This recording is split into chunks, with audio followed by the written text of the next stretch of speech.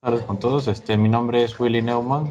Vamos a dar continuidad al curso de certificación sobre oxigenoterapia. El día de hoy vamos a conversar sobre estrategias para el uso correcto en las situaciones de emergencia, que es hoy la oxigenoterapia es una de las indicaciones más comúnmente utilizadas en este contexto clínico, ¿no?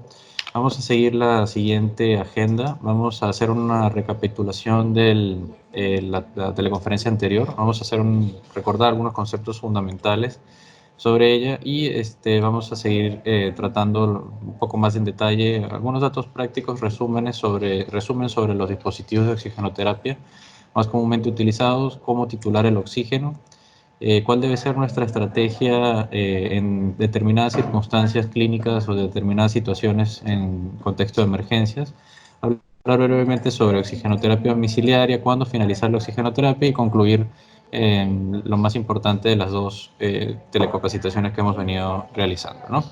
Entonces, en primer lugar, pues tenemos que hacer mención o recordar que la oxigenoterapia implica o significa el aportar oxígeno de forma artificial al aire inspirado por el paciente para poder lograr alcanzar concentraciones normales de oxígeno, ¿no?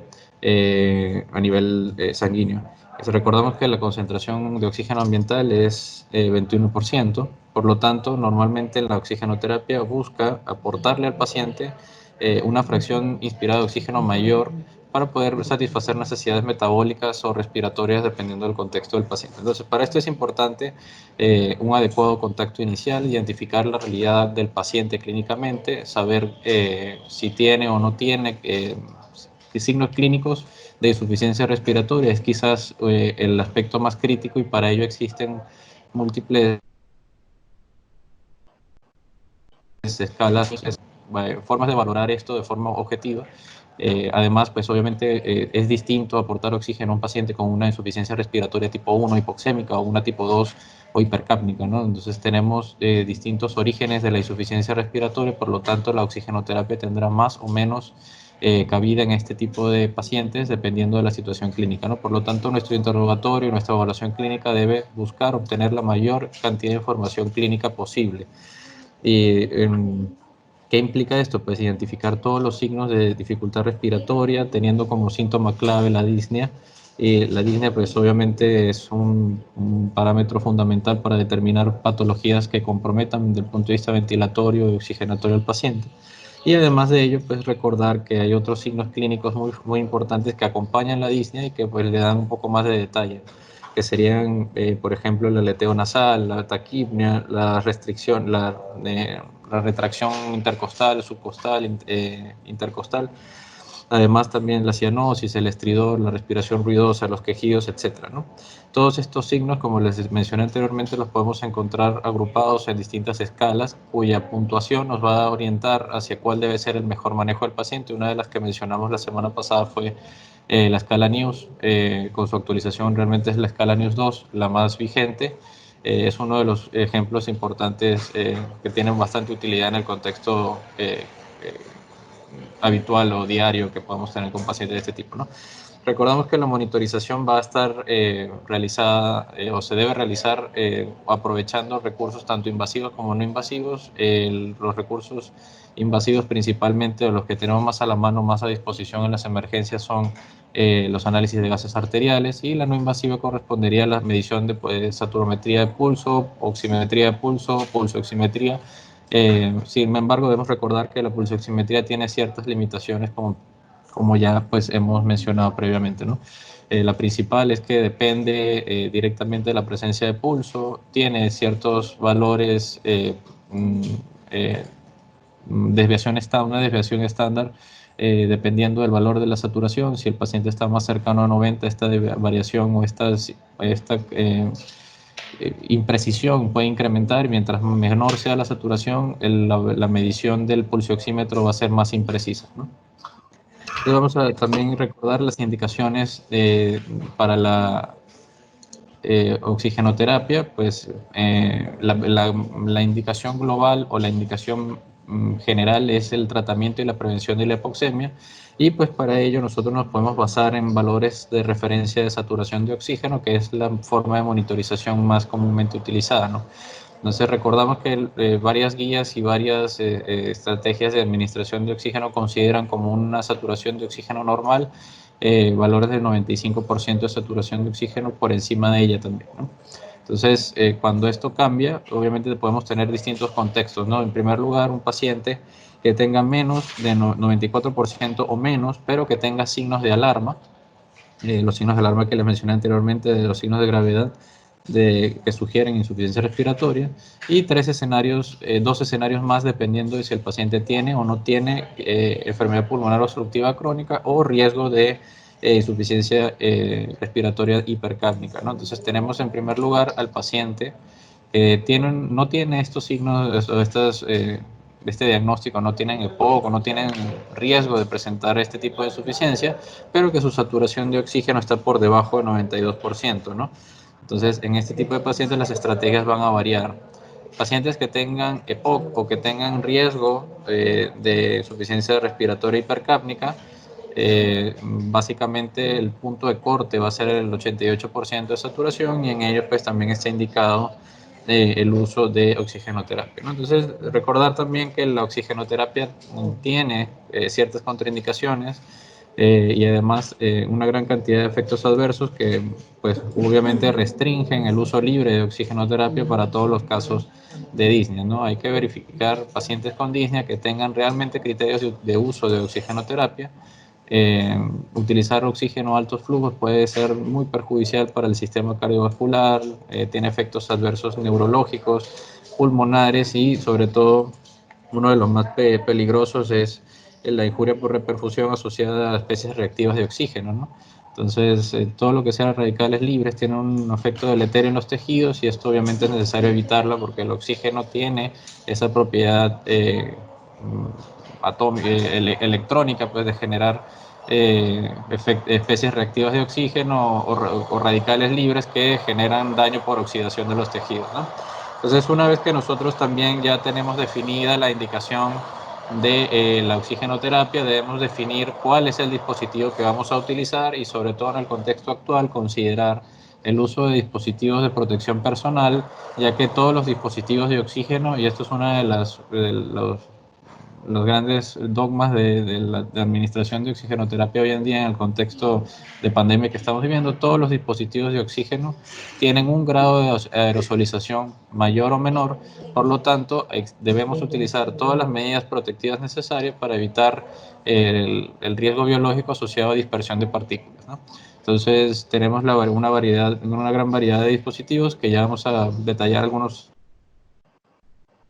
aspectos fundamentales, y lo que nos hablar sobre las estrategias propiamente de oxigenoterapia, o qué es lo que debemos nosotros considerar para hacer el proceso de toma de decisiones, que es básicamente lo más importante del día de hoy. Entonces, ¿qué es lo que deberíamos tener presente, o en qué deberíamos nosotros pensar, o qué nos deberíamos preguntar para poder elegir la mejor estrategia, ¿no? En primer lugar, recordamos que es necesario darnos cuenta que la mejor estrategia no siempre va a implicar una mayor complejidad o una mayor cantidad de recursos. En ocasiones, y en emergencia aplica mucho, medidas simples resuelven grandes problemas. Entonces, debemos partir de esta idea y aplicarla a la oxigenoterapia en cuanto a que debemos ser lo más precisos posible con la indicación, la dosificación. El oxígeno también es un agente terapéutico, por lo tanto tiene una dosificación clara, un tiempo de duración, efectos adversos, todo como si fuera un fármaco, ¿no? Entonces debemos utilizar la menor cantidad de oxígeno que podamos en el contexto de la situación clínica que tengamos, para poder cubrir las necesidades lo mejor posible, de la forma más completa posible, ¿no? Entonces, en primer lugar, debemos pensar en la severidad del paciente y si el paciente está estable o no. Una vez que nosotros nos preguntamos si el paciente está estable o no, si el paciente no está estable, debemos preguntarnos si requiere un soporte avanzado más allá del que podemos proveerle, ¿no? Entonces, ya esto sería parte del manejo del paciente ya de cuidado intensivo, ¿no? Y lo siguiente que deberíamos preguntarnos es que si el paciente esté estable o no, sí debemos preguntarnos dos cosas principales. Uno, y una de las más importantes en el contexto de países en vías de desarrollo, que es la disponibilidad de recursos. Entonces, si el paciente está estable y es manejable en mi área de emergencia, debo preguntarme si cuento con los recursos necesarios para poderle proveer la necesidad o el requerimiento de oxígeno que el paciente tenga, además de el resto de las patologías que debo tratar, porque la oxigenoterapia no es algo independiente de otras condiciones como la hipovolemia, etcétera, ¿no? La sepsis y demás, ¿no? Entonces, debo saber yo si puedo tratar todas las patologías que están concurriendo en ese momento en el paciente para poder saber si tengo posibilidad de resolver o no en el centro donde estoy, ¿no? Eso incluye la necesidad de contar con dispositivos para la monitorización y para el abordaje del paciente dependiendo de lo que requiera, ¿no?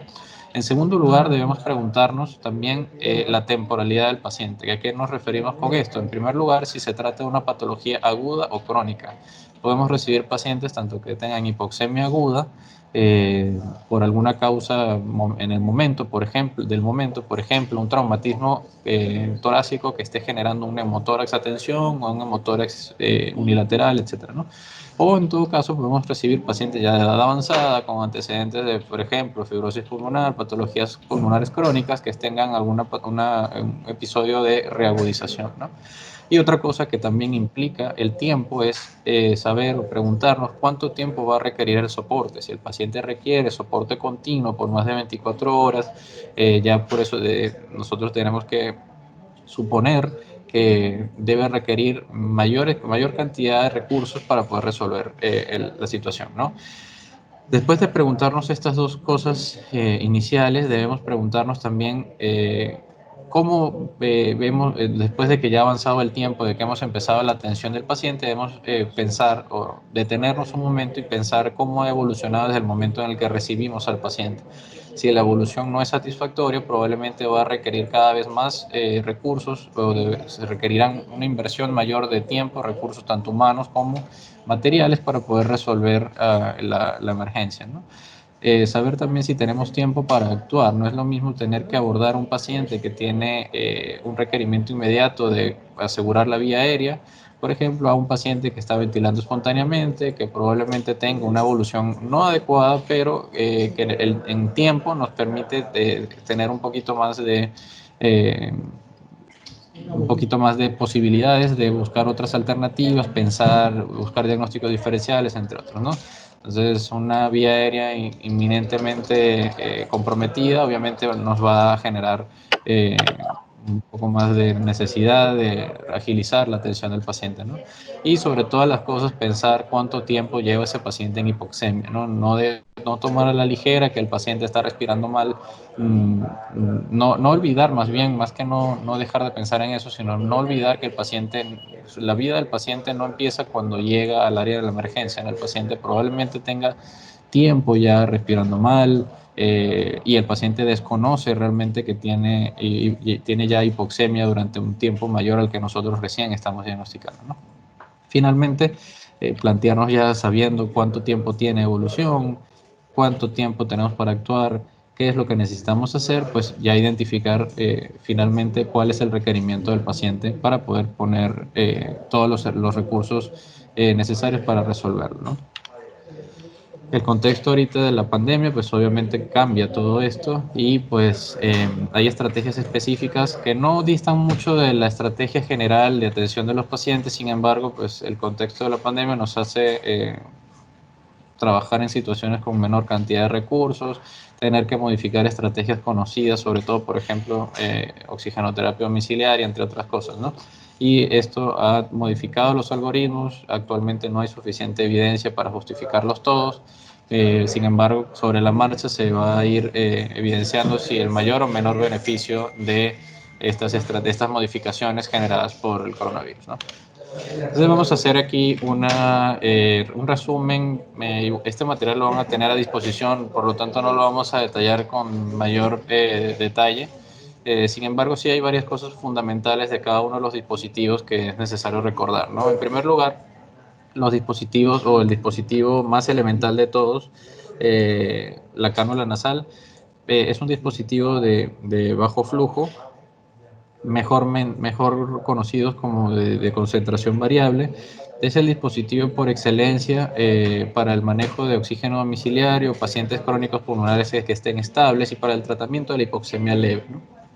También es el dispositivo ideal o uno de los dispositivos ideales al momento de hacer transición de las distintas etapas de oxigenoterapia, ¿no? Entonces, al momento de escalar el manejo de la oxigenoterapia, recordar que el destete de la oxigenoterapia no debe ser súbito o no debe ser brusco, debe ser de forma progresiva. Por lo tanto, antes de la finalización de la oxigenoterapia, debe el paciente permanecer con cánula nasal un tiempo, por eso lo llamamos transición, ¿no? Tiene múltiples ventajas, sobre todo la posibilidad de mayor adherencia al tratamiento, ya que le permite al paciente comunicarse, alimentarse, es cómodo, tiene bajo costo, a comparación con las mascarillas, no genera claustrofobia o incomodidad o problemas asociados a la piel que pueden ocurrir con las mascarillas, por lo tanto hay que considerar la cánula como una herramienta de utilidad, sobre todo en estos contextos borderline de pacientes que están crónicamente enfermos, pero que se agudizan de forma recurrente y que tienen requerimientos sobre todo de oxigenoterapia por hipoxemia, bien sea leve en los sanos o en los pacientes crónicamente enfermos que ya se manejan con oxígeno domiciliario. Fíjense que el límite de flujo de los distintos dispositivos varía. Esto quiere decir que en la mayoría de ellos, en los dispositivos de bajo flujo, de concentración variable, el flujo va a condicionar un incremento de la FiO2. Entonces, cada uno tiene su límite. Por ejemplo, la mascarilla simple tiene un límite de flujo de hasta 10 litros por minuto, con una FiO2 límite de hasta 60%. La máscara con reservorio, algunas literaturas lo refieren como que alcanza una FiO2 de hasta el 100%. Sin embargo, otra cosa que es necesario memorizar es que todos los dispositivos de oxígeno de este tipo tienen un grado de mezcla con el oxígeno ambiental, por lo tanto ninguno va a alcanzar 100% de FiO2. Los dispositivos que alcanzan 100% de FiO2 son dispositivos cerrados, sistemas cerrados, pues por ejemplo, intubación orotraqueal con un ventilador mecánico, ¿no? Entonces, la cánula nasal es el dispositivo que mayor cantidad de aire ambiental permite ingreso a la nasofaringe, por lo tanto, a nivel de la nasofaringe hay una mayor mezcla de oxígeno con aire ambiental, por lo tanto, es el que menor FiO2 aporta, a diferencia del dispositivo, por ejemplo, la mascarilla con reservorio, que su forma o la particularidad de la presencia de válvulas sobre su superficie impide el ingreso de aire ambiental en una mayor proporción, por lo tanto la FiO2 que puede aportar a un flujo mayor puede ser mucho más alta, ¿no? Los dispositivos Venturi recordamos que están indicados en pacientes con insuficiencia respiratoria hipercápnica porque permite administrar FiO2 constantes independientemente del flujo. Nosotros podemos compensar el flujo inspiratorio del paciente. Hay pacientes que requieren un mayor flujo inspiratorio sin modificar la FiO2. Por lo tanto, es importante recordar que la hipoxemia la vamos a tratar aportando una mayor concentración de oxígeno y podemos disminuir el riesgo de hipercapnia asociada a la administración de oxígeno, administrando pues concentraciones de oxígeno precisas, y esto se logra a través del uso de válvulas Venturi. Podemos utilizar muchísimo flujo por cualquier circunstancia, ¿no? De forma accidental o indicada para, como les digo, incrementar o compensar el flujo inspiratorio del paciente. Sin embargo, esto no va a modificar la FiO2 que se está administrando según la válvula, ¿no? Entonces, el problema de estos dispositivos es la sensación que generan por justamente la forma de las válvulas. Las válvulas son los dispositivos de colores que estamos habituados a ver, ¿no? De este tipo. Generan una gran cantidad de aerosolización, lo cual, más que contraindicarlos, restringen su uso en el contexto en el que vivimos actualmente. Si el paciente tiene indicación de algún dispositivo de oxígeno, debe utilizarlo. La cuestión es disminuir al máximo el riesgo de aerosolización, eso lo vamos a ver más adelante. Y por último, uno de los grandes avances de los últimos 10 años, las cánulas nasales de alto flujo. Fíjense que son dispositivos de concentración fija de alto volumen, de alto flujo, administran por encima de 40 hasta 60 litros por minuto y alcanzan más del 90% de FiO2. Entonces, el flujo que se le administra al paciente siempre es mayor al flujo inspiratorio, es una buena alternativa para las mascarillas con reservorio en los casos de los pacientes que presenten insuficiencia respiratoria tipo 1. Y aparte de esto, pues se administra una FIO2 constante, es confortable porque combina los beneficios de la cánula nasal con un alto flujo de oxígeno. El límite de la cánula nasal es hasta 6 litros. Se pueden administrar más flujo, claro que sí. El problema es que por encima de este valor, el grado de mezcla ambiental no va a permitir el incremento de la FIO2 aportada, y aparte hay mayor riesgo de encontrar efectos adversos a nivel nasal, ¿no? Incomodidad del paciente, etcétera, y con más riesgo de no lograr los objetivos asociados a la oxigenoterapia, ¿no? Entonces tiene un efecto, además un efecto CPAP, es un efecto de presión continua en la vía aérea que pues lo hace un dispositivo bastante versátil y bastante útil dentro de la sencillez que lo caracteriza, ¿no? Entonces, datos prácticos que resumen todo lo que hemos comentado. En primer lugar, pues la cánula es la primera opción de dispositivo para pacientes que requieran oxígeno domiciliario.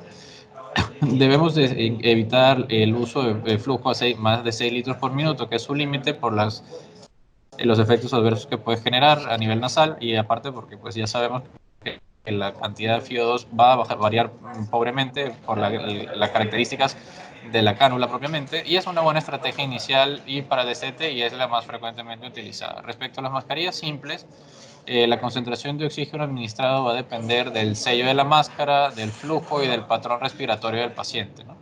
Se utiliza en las insuficiencias respiratorias tipo 1, no hipercápnica, y no es adecuada para pacientes con requerimientos bajos de oxígeno.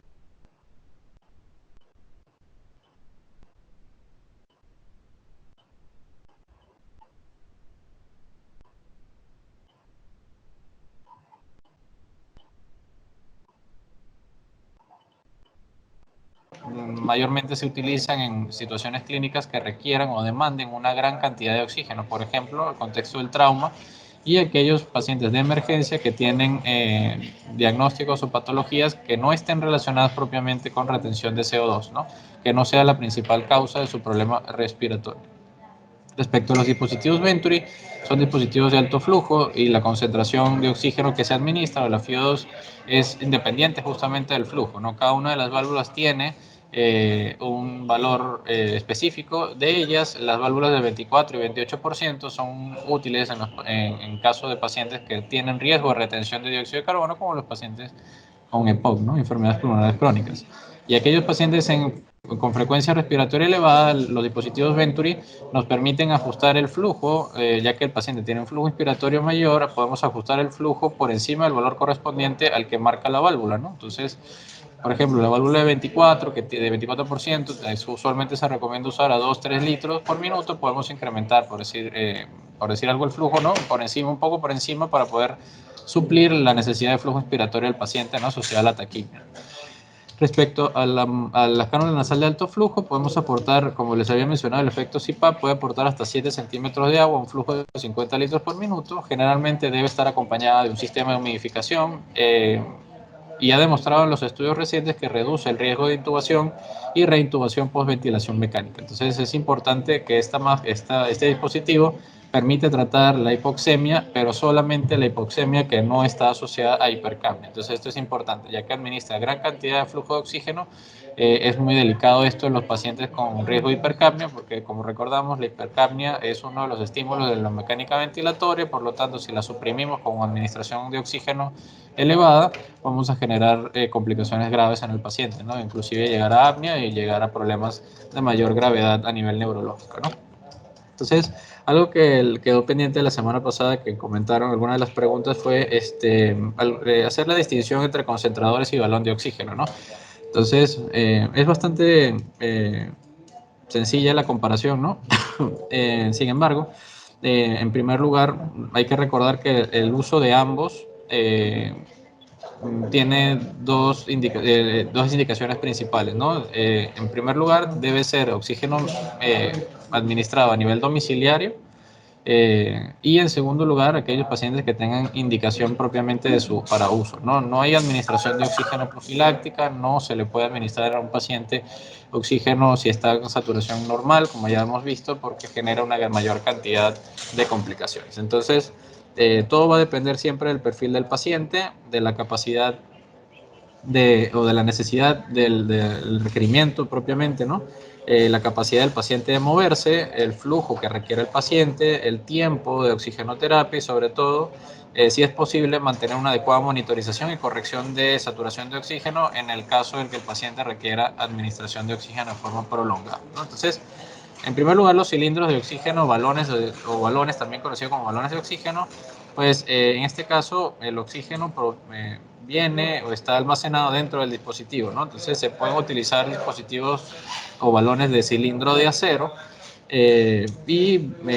la cantidad, como mencionamos la vez pasada, tenía que tener una pureza aproximada por encima del 93%, ¿no? Entonces, a efectos prácticos, todo balón o cilindro que tenga este parámetro de calidad cumplido, pues se le asocia con que tiene es capaz de administrar oxígeno cercano al 100%, ¿no? Altamente concentrado, ¿no? Entonces, otra ventaja de este dispositivo es que no requiere electricidad para funcionar, se puede utilizar flujos de hasta 15 litros por minuto. El problema de esto es que obviamente mientras mayor sea el flujo y mayor sea el requerimiento, hay un mayor costo implícito por el recambio del oxígeno, ¿no? El recambio continuo.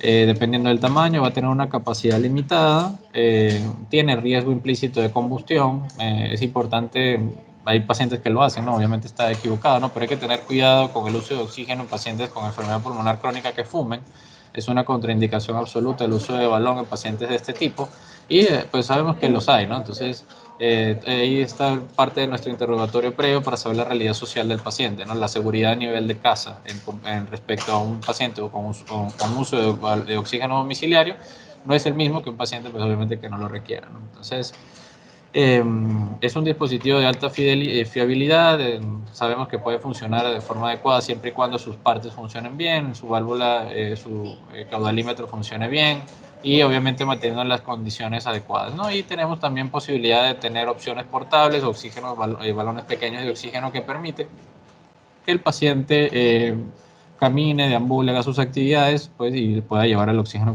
consigo mismo, ¿no? Con un carrito o una mochila, ¿no? Tal vez. El problema es que va a tener que cargar ese peso, ¿no? Entonces, hay distintos tamaños, ¿no? Dependiendo del proveedor de oxígeno, pero fíjense, para efectos fíjense que un dispositivo de estos de tamaño intermedio o para uso domiciliario, fíjense que puede utilizar hasta 30 horas a un flujo de 2 litros por minuto. Entonces, este tiempo va a reducirse bastante si el paciente se le administra oxígeno continuo a 15 litros por minuto. Por lo tanto, una de las condiciones para utilizar oxígeno domiciliario es que justamente el flujo no sea tan alto, ¿no? Entonces, generalmente hablamos de flujos hasta 4 a 6 litros por minuto para manejar oxígeno de forma domiciliaria. Tener para un paciente con requerimiento de 15 litros, 10 litros por minuto en casa no es lo recomendable, ¿no?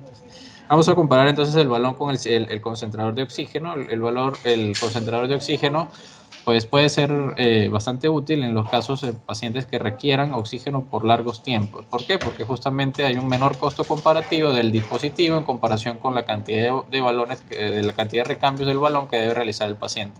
Si es un paciente que tenga hipoxemia grave por un EPOC y requiera de oxígeno domiciliario, es más recomendable que use un concentrador porque al final el costo total de la administración de oxígeno va a ser mayor con los balones, con tanto recambio que va a ser, más que con un concentrador son dispositivos costosos.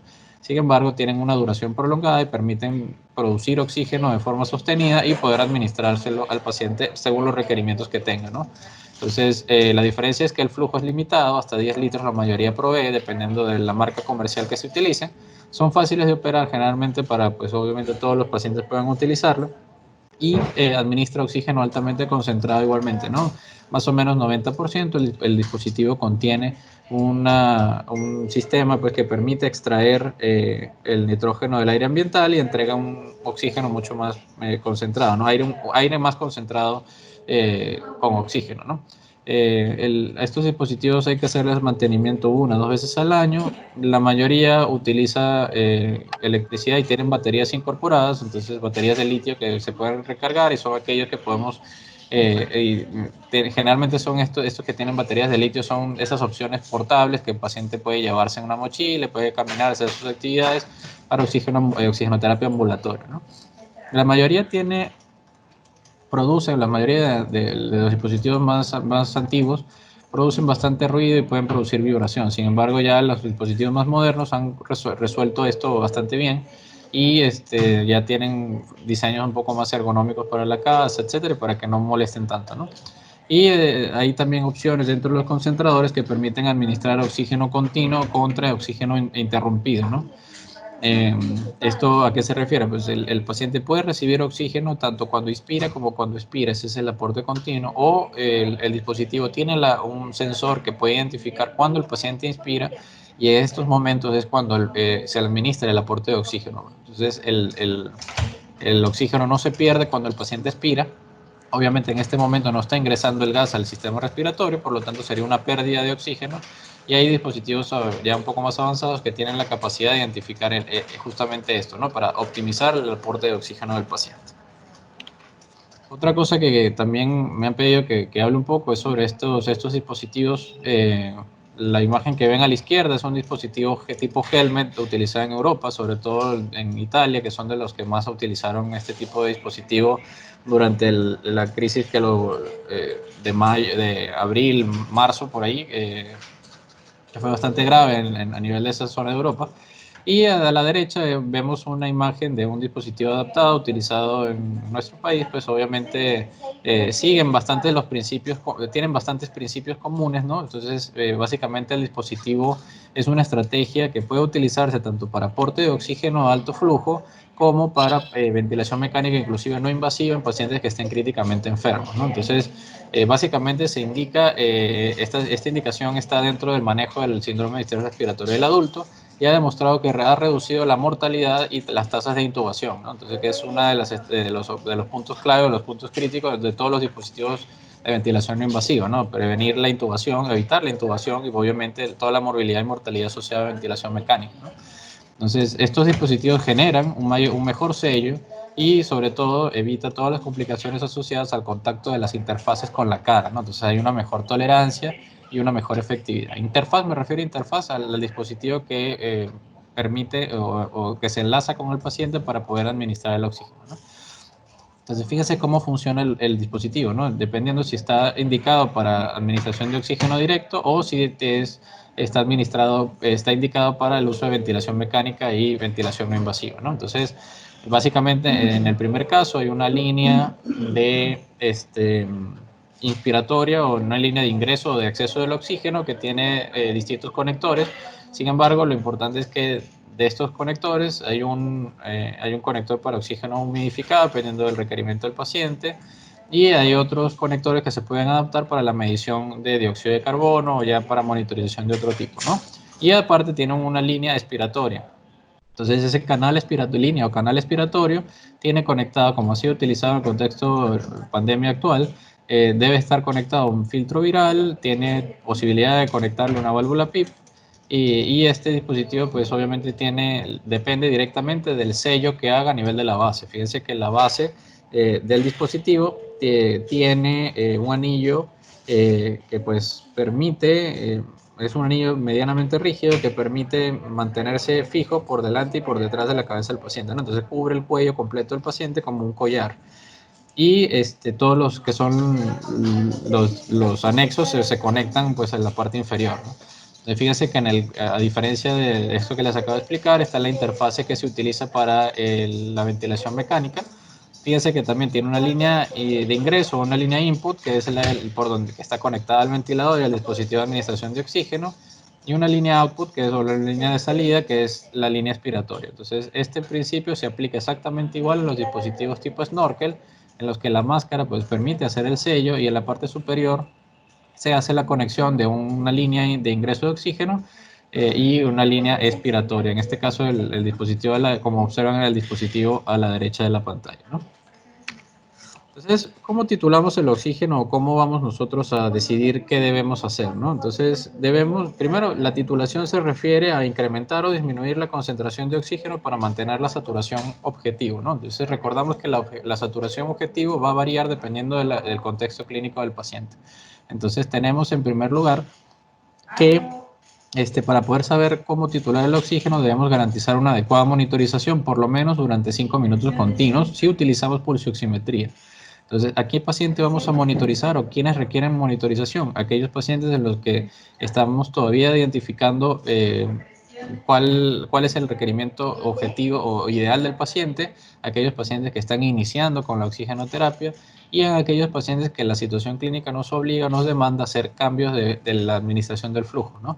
Si el paciente cambia de clínica o tiene algún signo, que bien sea que hable sobre mejoría o deterioro, pues también requiere mantener una monitorización continua adecuada de la pulsioximetría, ¿no? Entonces, hay otra forma de monitorizar, ¿no? La forma invasiva, que es la realización de análisis de gasometría arterial. Entonces, ¿cuándo deberíamos realizar la gasometría arterial?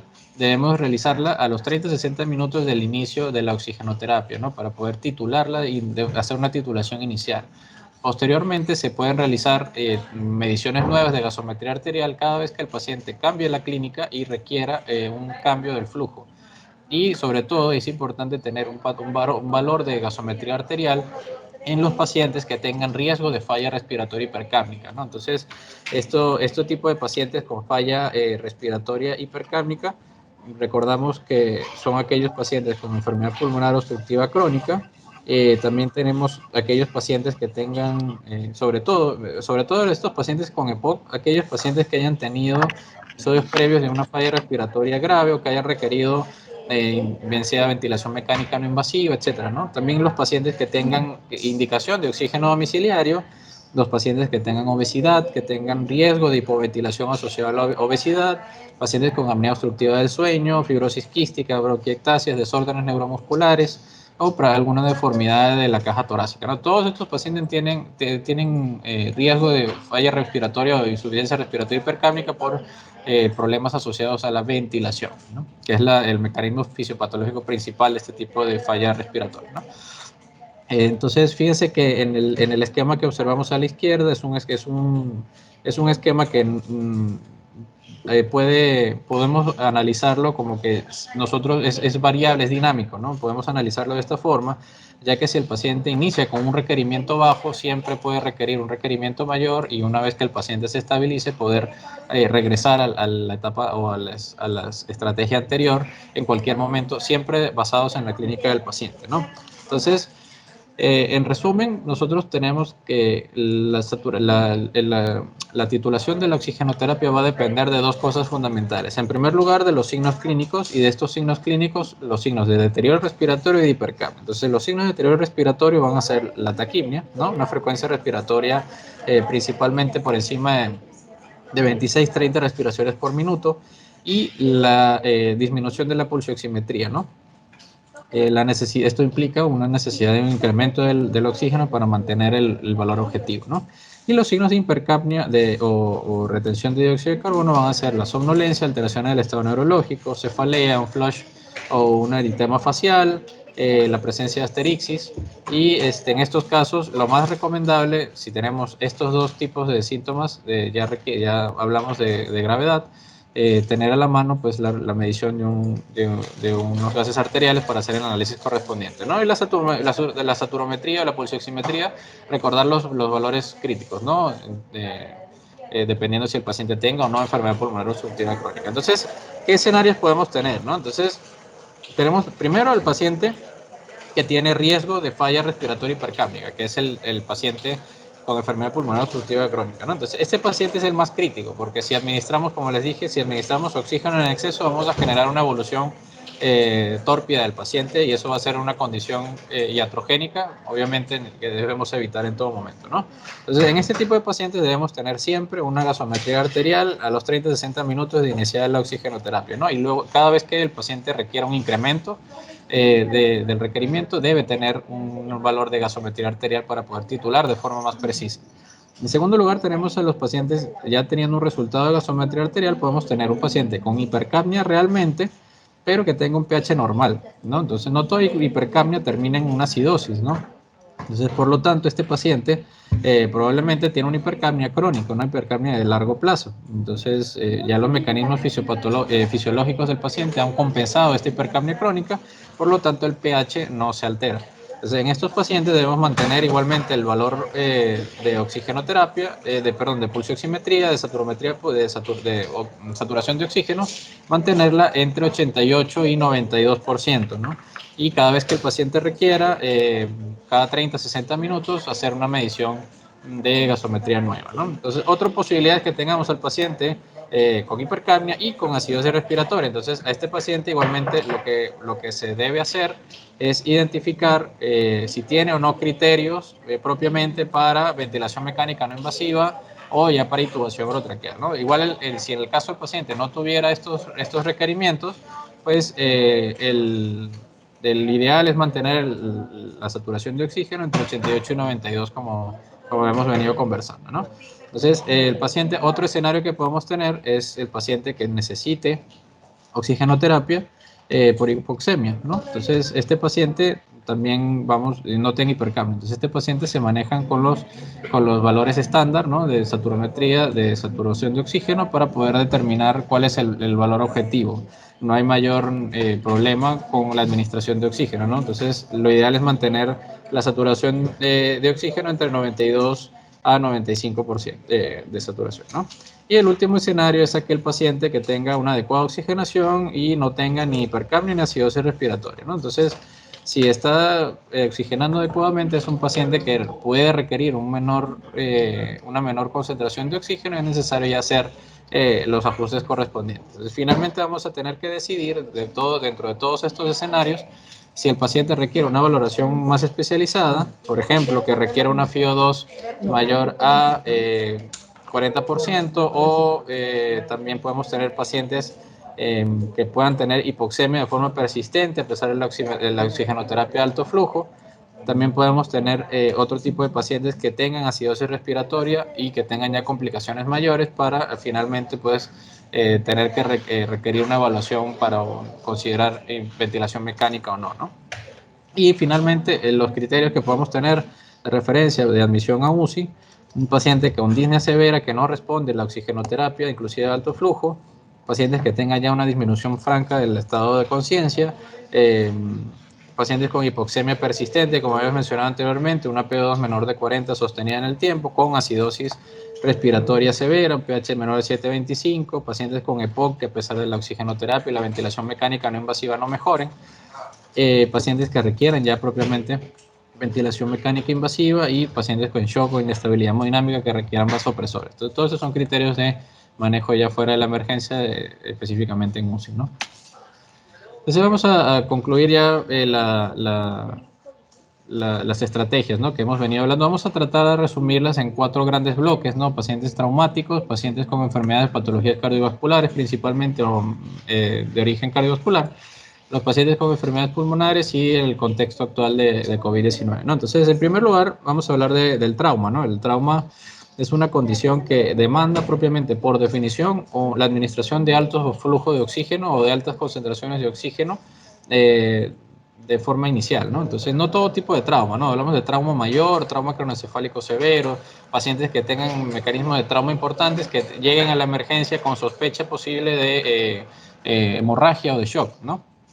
Por esto es importante siempre tener claro la valoración inicial del paciente politraumatizado y poder identificar todas estas necesidades para poder suministrar la estrategia ideal, ¿no? Sin embargo, pues hablamos de que en trauma el tratamiento inicial, el más ideal, el más recomendado por la mayoría de las guías es el uso de mascarilla con reservorio a 15 litros por minuto.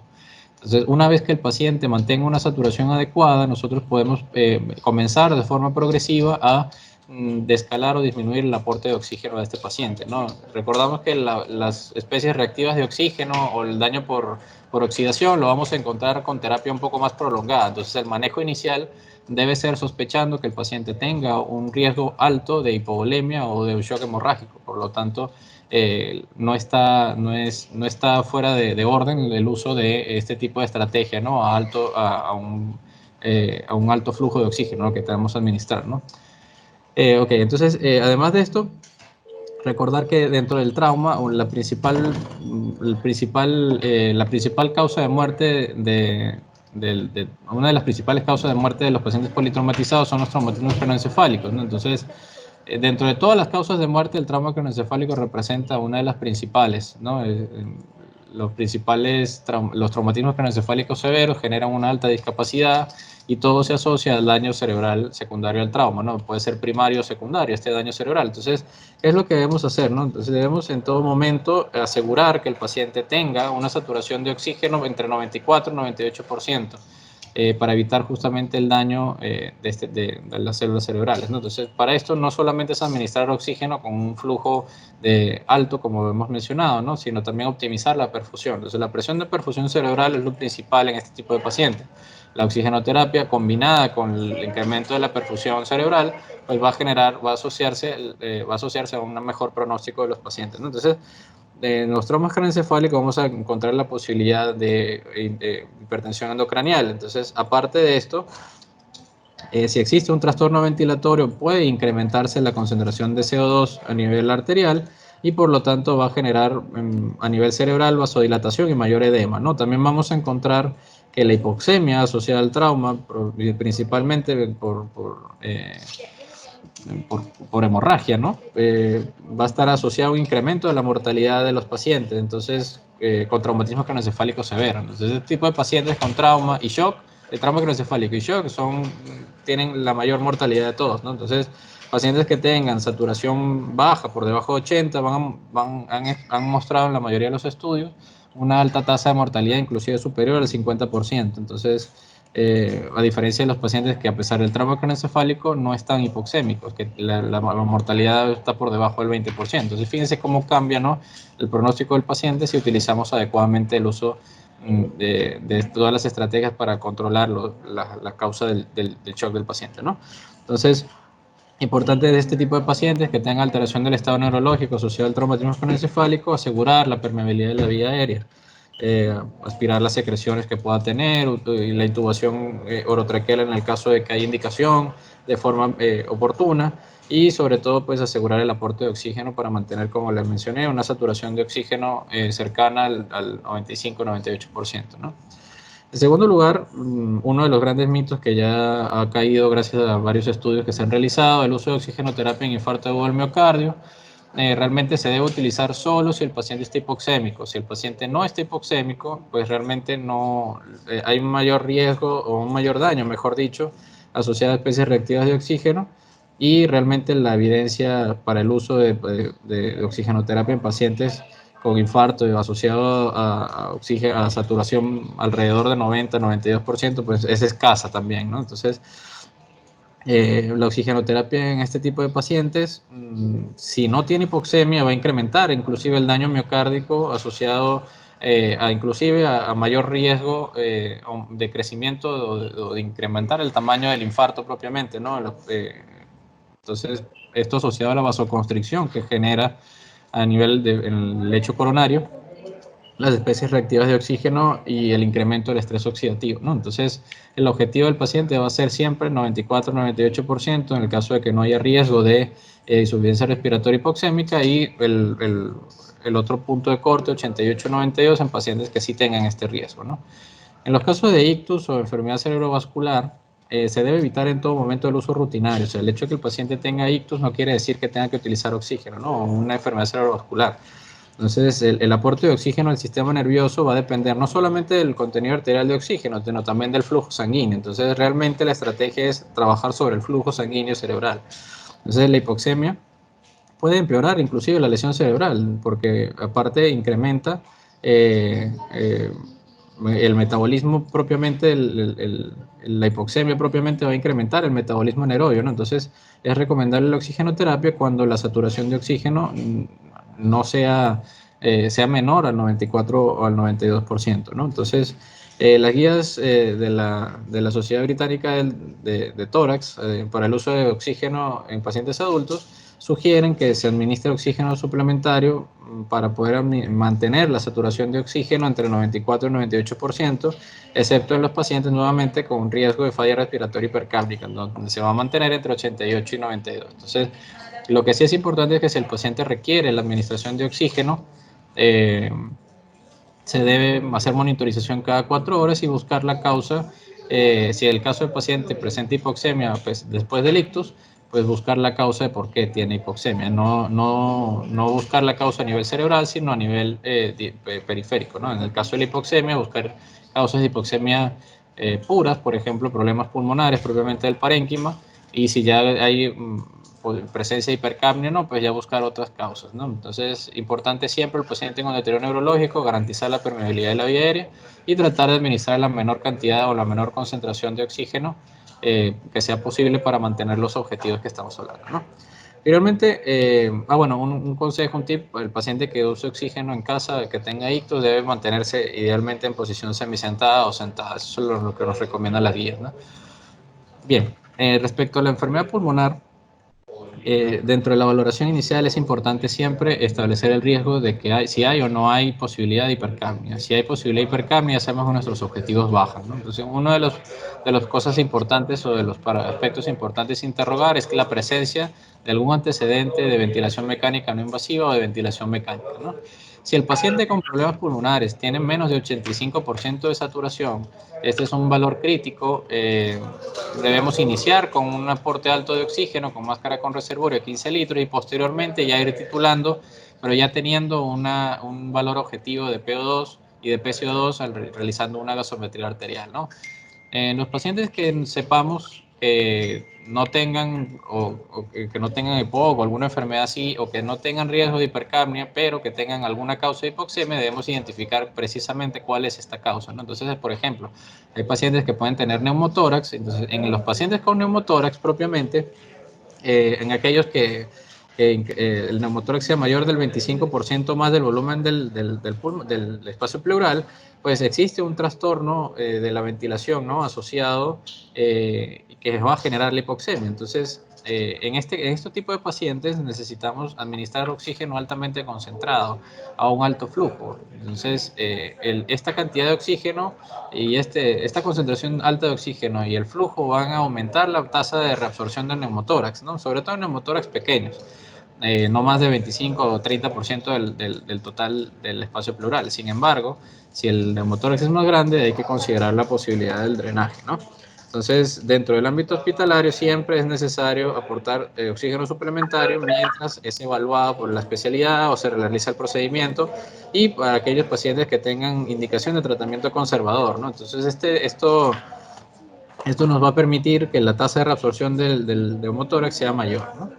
En los casos de derrames pleurales o de patologías que estén asociadas justamente a la presencia de líquido en el espacio pleural, pues es necesario drenar. Si hay presencia de hipoxemia, los derrames pleurales de moderada cantidad pueden agravar una hipoxemia ya previamente existente, y sobre todo en pacientes que ya tienen antecedente de una insuficiencia respiratoria. Entonces, esto va a incrementar la velocidad con la cual el paciente evoluciona negativamente hacia la insuficiencia respiratoria. Entonces, es importante drenar el líquido en el caso de que pues tenga significado clínico, ¿no? Para tromboembolismo pulmonar, administrar oxígeno en los casos de que hay hipoxemia, ¿no? A veces en los tromboembolismos pulmonares pueden encontrarse gasometrías normales hasta el 40% de los casos. Entonces, puede existir hipoxemia y todas las patologías asociadas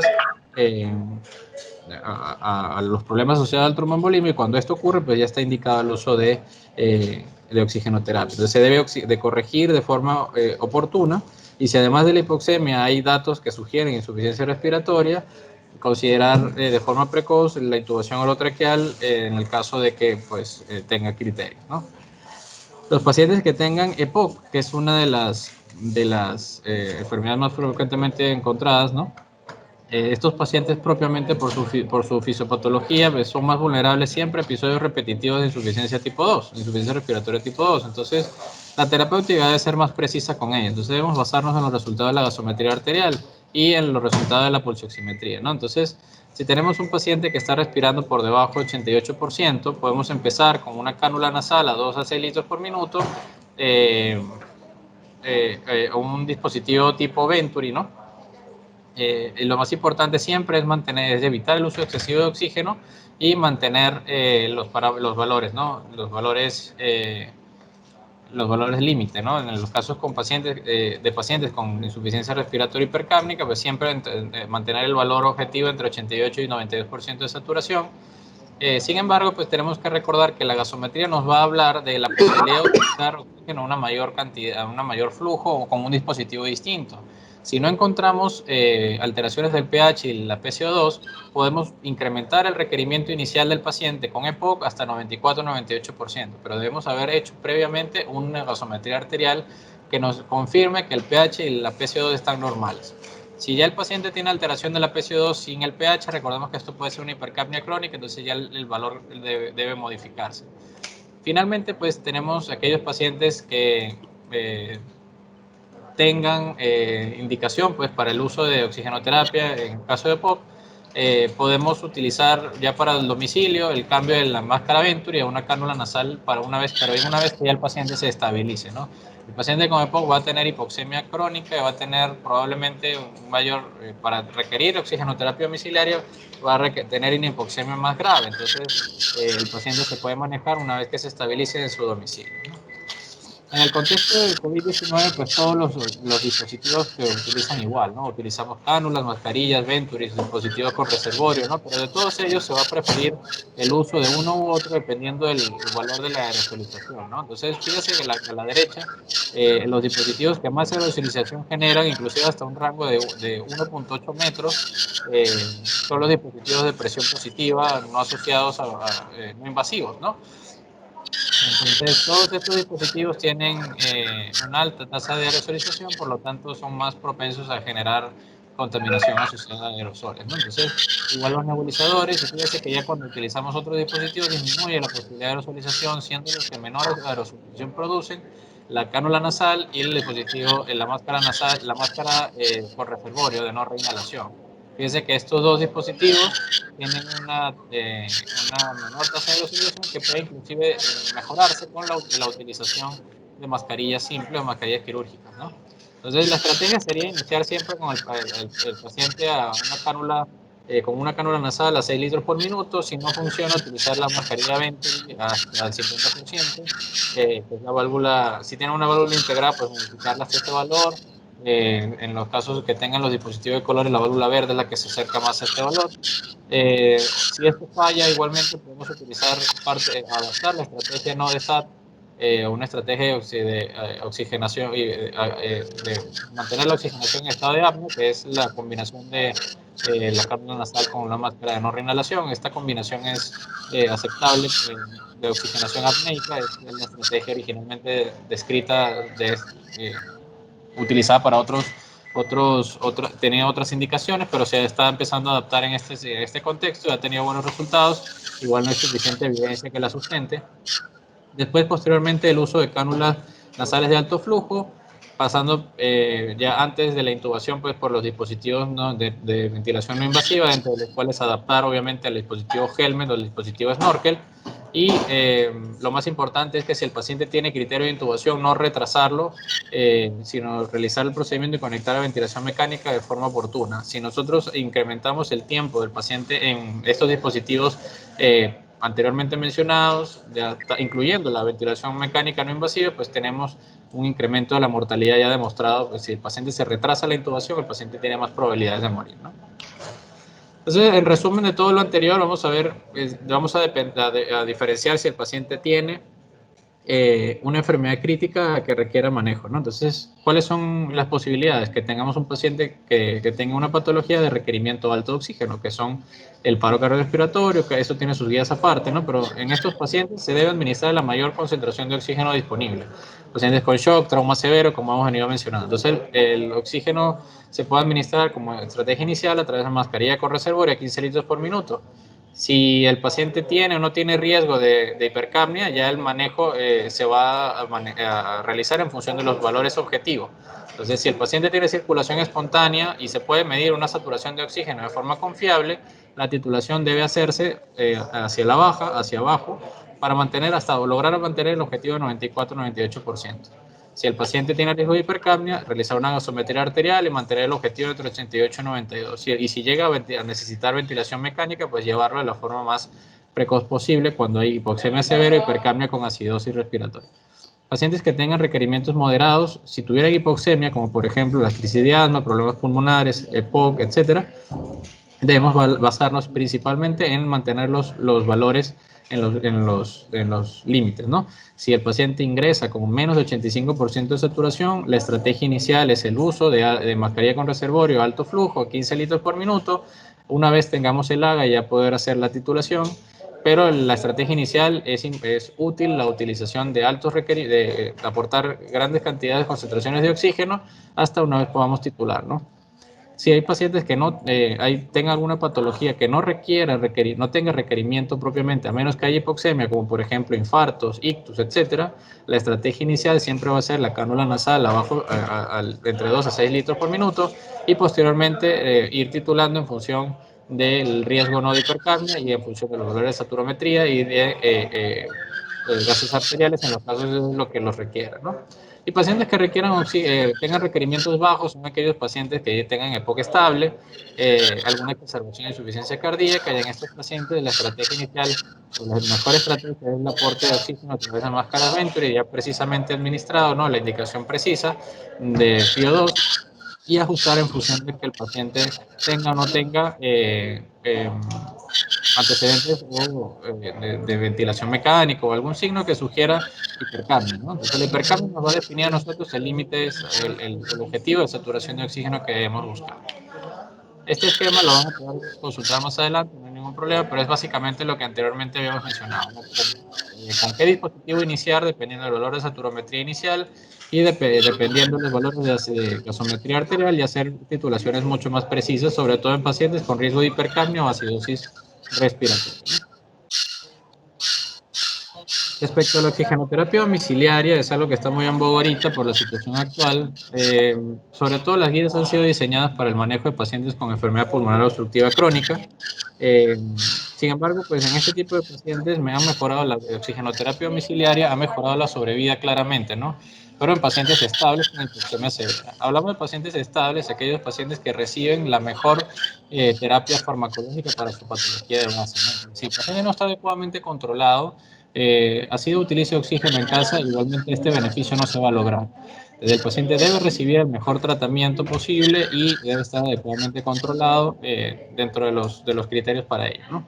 Entonces, la oxigenoterapia domiciliaria es también llamada oxigenoterapia a largo plazo, ¿no? Entonces, este tipo de estrategia pues tiene varias connotaciones, ¿no? Entonces, el paciente, para poder, en primer lugar, determinar si es elegible o no, debe reunir una serie de criterios, ¿no? Entonces, en primer lugar, el paciente debe estar clínicamente estable, debe, en todo caso, haberse registrado una hipoxemia persistente en al menos 2 controles de gasometría arterial, debe recibir el tratamiento médico óptimo y debe tener factores de riesgo reversibles, ¿no? Entonces, también, desde el punto de vista psicológico, el paciente debe estar motivado a llevar el oxígeno a casa y asegurar que pues obviamente su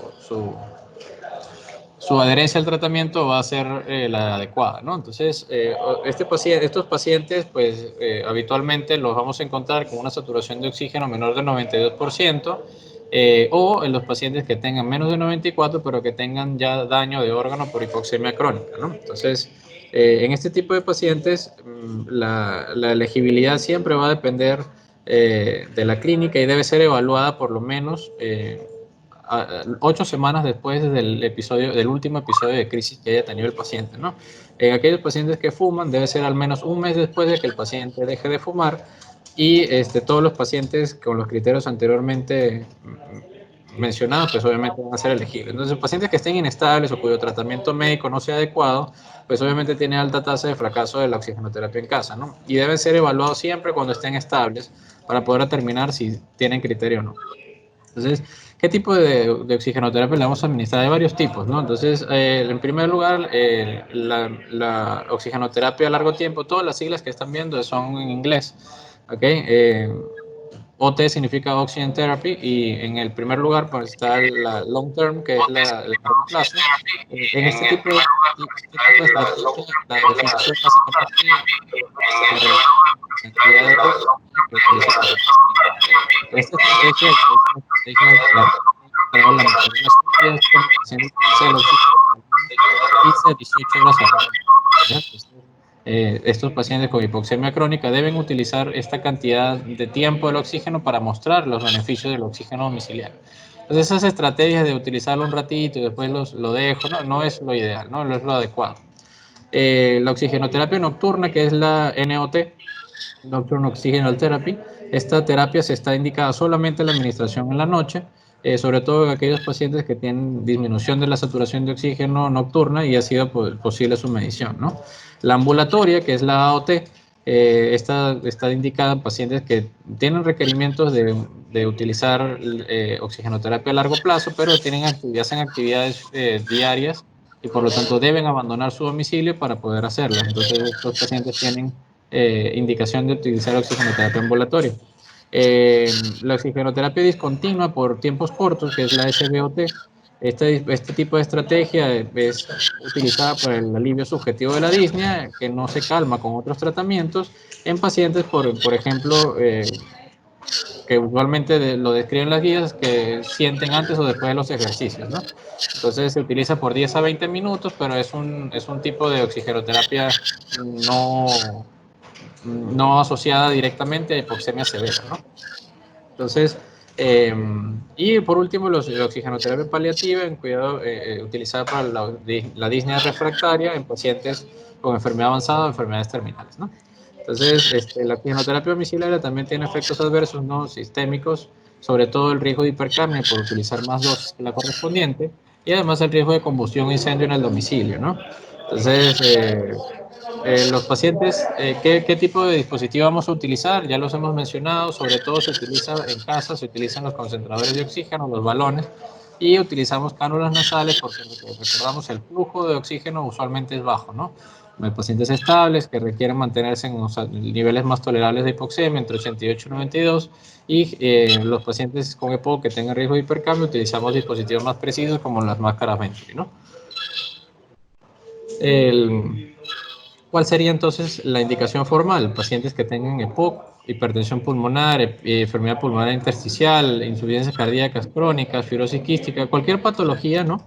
Que tenga, que esté conocido, que sea conocido con esa patología, que haya sido diagnosticado a través de un valor de gasometría arterial con hipoxemia persistente por más de 2 veces y los valores de la gasometría deben ser los siguientes, ¿no? Una PO2 menor o igual a 55, una saturación persistentemente por debajo de 88 en reposo y la PO2 en menor de 59 o una saturación de oxígeno menor de 89 en pacientes que tengan daño por hipoxemia crónica. Entonces, ¿cuáles son estos daños de hipoxemia crónica? Por ejemplo, la insuficiencia cardíaca derecha, cor pulmonar, hipertensión pulmonar, bien sea evidenciada por electrocardiografía o ecocardiograma, pacientes con policitemia, ¿no? Que ya tengan un hematocrito mayor de 55%. Entonces, otras indicaciones son pacientes con EPOC que tengan ya, que no logran mantener la terapéutica de 15 a 18 horas de uso, pacientes que tengan saturación de oxígeno por debajo de los valores críticos más del 30% de la noche, en este caso está indicada la terapia nocturna, los pacientes que tengan hipoxemia que no han sido corregidas por ventilación no invasiva, que tengan además enfermedades neuromusculares o deformidades de la caja torácica, todos estos tienen requerimientos o indicaciones, ¿no? El seguimiento de la terapéutica o de la oxigenoterapia domiciliaria debe ser, la primera visita debe ser a las 8 o 12 semanas de iniciar el tratamiento y las visitas pueden realizarse cada 6 a 12 semanas. Entonces, el objetivo entonces lo debemos mantener en las mediciones de gasometría arterial sucesivas, que la PO2 debe mantenerse entre 60 y 65, con una saturación de oxígeno 90-92% en reposo, ¿no? Y cada uno de los objetivos es mantener, cada una de las estrategias de titulación van a variar dependiendo del flujo que administremos, ¿no? Entonces, la idea o el objetivo de la titulación va a ser iniciar con oxígeno a 1 litro por minuto con el paciente en reposo y posteriormente hacer incrementos cada 20 minutos de 1 litro por minuto hasta lograr los objetivos, ¿no? Si logramos el objetivo, se mantiene con ese flujo de oxígeno por un tiempo considerable para poder posteriormente hacer nuevamente titulaciones para poder determinar si el paciente tiene o no requerimiento de incrementar o no el flujo de oxígeno, ¿no? Entonces, consideraciones especiales, pacientes que al momento de hacer la gasometría tengan hipercapnia basal, tengan acidosis respiratoria, sobre todo pacientes que tengan también elevación de la PCO2 por encima de 7.5 milímetros de mercurio. Esto nos va a hablar de que ya el paciente obviamente necesita la titulación de oxígeno, pues todavía hace falta modificarla.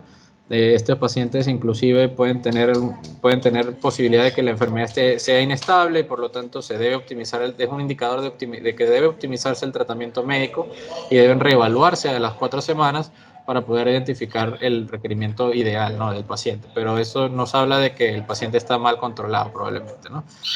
También pacientes que tengan actividad física, se debe titular el oxígeno en función de sus actividades, igual que los pacientes en los que cambia el flujo, la saturación de oxígeno durante la noche, y evaluar el cambio entre el balón o concentrador y viceversa, dependiendo del caso, ¿no? Entonces es importante saber cuál es el flujo para poder saber si se le orienta al paciente a cambiar el dispositivo de suministro de oxígeno, si es más útil para él utilizar un balón o un concentrador, ¿no? ¿Cuándo terminamos o cuándo finalizamos la oxigenoterapia, ¿no? Entonces, en primer lugar, la finalización va a depender de la estabilidad del paciente, ¿no? Entonces, debemos determinar el flujo adecuado en este tipo de pacientes midiendo la saturación de oxígeno. Entonces, si la saturación se mantiene por encima del rango óptimo de saturación, ¿no?, o si se mantiene por 4 o 6 horas, 4 a 8 horas, perdón, en el límite superior del rango objetivo, entonces nosotros podemos decidir si el paciente se disminuye el flujo, ¿no? Entonces vamos a disminuir el flujo. Si el paciente al disminuir el flujo, se mantiene la saturación de oxígeno, no se requeriría en todo caso una nueva gasometría arterial y se sigue repitiendo el proceso de forma progresiva hasta que el paciente deje el oxígeno. Entonces, en pacientes que no tengan riesgo de falla respiratoria hipercápnica, antes de quitar el oxígeno debe utilizar la cánula nasal a 2 litros por minuto, ¿no? Entonces, en los pacientes, por el contrario, que tengan riesgo, si tengan riesgo de hipercapnia, usualmente se pasa la cánula a 1 litro por minuto o una mascarilla Venturi 24% antes del retiro final del oxígeno, ¿no? Si por el contrario, una vez que nosotros disminuimos el aporte de oxígeno y en este momento disminuye también la saturación objetivo, o sea, es decir, no se mantiene dentro de los objetivos, se debe reiniciar el oxígeno al menor flujo que mantenía el objetivo, es decir, el valor anterior, el valor previo al proceso de destete, ¿no? Entonces se debe monitorizar nuevamente por 5 minutos como mínimo y se reevalúa al paciente en 1 hora. Entonces lo más recomendable en estos pacientes es continuar la oxigenoterapia y no forzar el retiro del oxígeno en el momento. Entonces intentar nuevamente al paciente una vez que ya esté más estable. Y finalmente retiramos cuando el paciente, estando clínicamente estable, la saturación se mantiene en el rango objetivo en 2 observaciones consecutivas, ¿no? Entonces monitorizamos siempre la saturación de oxígeno. Después de retirar el oxígeno, la monitorizamos por 5 minutos y luego nuevamente en 1 hora. Y si se mantiene el objetivo de la saturación, el valor ideal adaptado al paciente, pues ya el paciente ya tiene alguna indicación para la suspensión de la estrategia. Entonces, para concluir, algunas conclusiones, algunos puntos claves. En primer lugar, que la oxigenoterapia pues, es una de las estrategias que más comúnmente utilizadas, es una de las estrategias más comúnmente utilizadas en la emergencia y también es una de las principales causas de daño a pacientes que desconocíamos que tenían riesgo de hipercapnia. Entonces hay una alta tasa de mal uso del oxígeno o de uso de oxígeno sin indicación que debemos revisar. La selección del mejor dispositivo para cada paciente se debe basar en características peculiares como la severidad de la clínica, el tiempo, la temporalidad desde el inicio, la evolución, etcétera, la disponibilidad de los recursos y el objetivo que yo debo lograr. Debemos titular y monitorizar el oxígeno para mantener la saturación de oxígeno objetivo dependiendo de si tenga o no riesgo de hipercapnia o si tiene o no algún signo de severidad a nivel de la gasometría arterial o signo clínico de gravedad. Debemos ajustar el objetivo de saturación de oxígeno dependiendo de cada patología y en los casos de las patologías en las que requieran oxigenoterapia, pues obviamente hacer seguimiento, monitorización continua, ¿no? Entonces, una de las estrategias que es la oxigenoterapia domiciliaria es una de las más delicadas, ya que se debe hacer un seguimiento estricto del paciente y la indicación de la oxigenoterapia domiciliaria es importante tenerla clara, ¿no? Pacientes que tengan patologías estables y que sea posible pues mantener el oxígeno en casa sin la presencia de efectos adversos, ¿no? Entonces, si se presentara algún efecto adverso, pues educar al paciente de tal forma que los pueda identificar, o también que identifique el paciente cuando no está siendo efectiva la oxigenoterapia, ¿no? Entonces, los pacientes no van a tener oxígeno para toda la vida, por lo tanto es importante también tener claro cuándo se debe dejar de continuar la oxigenoterapia, ¿no? Entonces, agradezco mucho su tiempo. Ya con esto concluimos este ciclo de dos teleconferencias sobre el uso correcto de oxigenoterapia. Lo más importante de esto es estar atentos a la evaluación del paciente, ¿no? El paciente nos va a decir cuándo requiere o cuándo no requiere oxígeno, ¿no? Entonces, hemos visto que hay varias sugerencias y recomendaciones que es importante que apliquemos en nuestra vida diaria para poder administrar el mejor tratamiento para nuestros pacientes, ¿no? Por último, queda invitarlos al inicio del ciclo de atención del paciente politraumatizado que va a iniciar el día de mañana. Vamos a hacer un ciclo de varias telecapacitaciones sobre el manejo inicial del paciente politraumatizado, cómo resolver los problemas asociados a compromisos de la vía aérea, ventilación y cada una de las esferas de atención del paciente, y algunas otras cosas más que pues los invitamos a que formen parte de esta actividad. Entonces, muchas gracias. Agradezco la invitación nuevamente y agradezco su tiempo de haber permanecido con nosotros en esta telecapacitación.